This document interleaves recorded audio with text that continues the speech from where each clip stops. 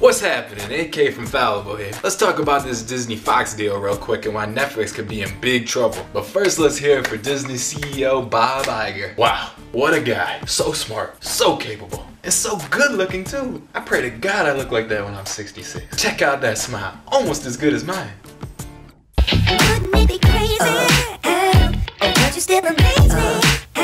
As of this recording, Disney is close to sealing the deal on $60 billion worth of Fox's movie and TV assets. That means Disney will take over channels like FX and own characters like The Simpsons and X-Men. I know what you're thinking. Are we finally gonna get the quality X-Men movies that we deserve? And a Fantastic Four movie that won't make you want to shoot yourself? And best of all, a united Marvel Cinematic Universe? Man, I hope so, because then Fox can finally stop disgracing my childhood memories. Now, Disney is the master of acquisitions. Pixar, Marvel, Star Wars, all of those were great business moves. But even better was acquiring ABC and ESPN back in '95. Disney saw the powerhouse that cable TV was becoming and jumped in the game. And it was a smart move because ESPN became one of the most watched cable networks. SportsCenter gave guys everywhere even more opportunities to ignore their significant others. ESPN, together with the company's other networks, ended up generating almost 70% of Disney's profits. Until streaming started killing cable, of course. And that's the big reason Disney is acquiring Fox. The plan is to move from the domination of the dying cable TV industry to the domination of streaming. Now, even though I love good old CEO Bobby Iger with all my heart, he really screwed up when streaming first came on the scene. As a horizontal media company, Bobby was only focused on making great content that no one could compete with. Then you would find distributors to move that content. So when Netflix came around, he thought they were just another distributor. Bobby told Netflix, go ahead and stream that Disney now. Go and stream it all you want. Get this Disney streaming all up in your streaming services. Now, Bob Iger doesn't actually have that accent in real life, but in my fantasies of me, him, Mulan, and Genie, he definitely does. What Bobby didn't realize was that Netflix was actually a huge threat to his business. Not only was Netflix killing Disney's TV money by giving people the option to cut the cord, but they even started creating their own great content to compete with Disney's. They were just railing Disney's business from both ends. But Bobby Iger don't take shit from nobody. Bobby Iger doesn't get railed. Bobby Iger does the railing.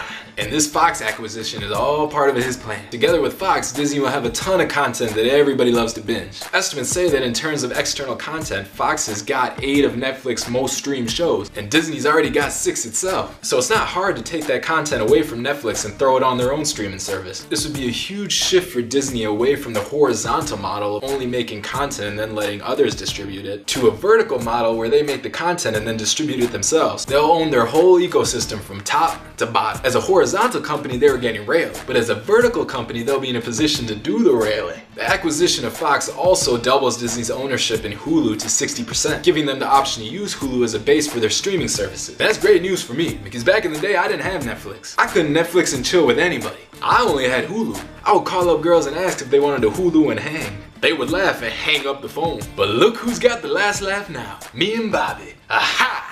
Disney has a great opportunity here to become a significant competitor in the streaming game. Netflix is about to face some real competition from a very effective company. And I think that's great for us consumers. Competition keeps Goliath companies like Netflix in check. And it's also nice that this competition is coming from outside the tech space. It's Disney gaining power here, not Amazon Prime or something. Because do we really need another FANG company gaining power? Sure, tech companies' dominance has been great for the consumers so far, with things like huge selections, low prices, fast shipping, free shipping, etc., etc. But when there's no real competition, there's nothing keeping these almost monopolies in check. What do you guys think? Let me know in the comments. Will Disney be able to compete with Netflix? Are these giant tech companies good for consumers and the economy? What other butchered Fox movies should Disney remake? Do you love Bobby Iger as much as I do? I'll see you in the comments. And don't forget to subscribe and hit that bell for new videos. Bye.